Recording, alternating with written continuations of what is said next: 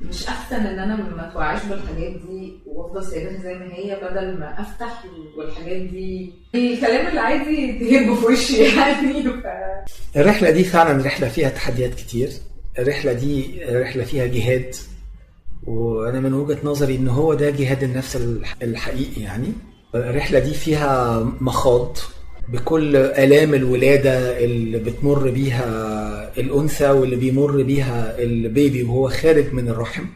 فيها ألم وفيها اكتشافات كتير بتبقى مش سعيدة خالص، لأن أنت كأنك كنت عايش في أوضة ضلمة وبعدين فجأة احنا نورنا النور، فكتير ممكن محتويات الأوضة دي ما تبقاش عجباك، كتير ممكن تلاقي إن هي ما كنتش عمرك فاكر إن أنت عندك المحتويات دي في الأوضة الضلمة أصلا بتاعتك.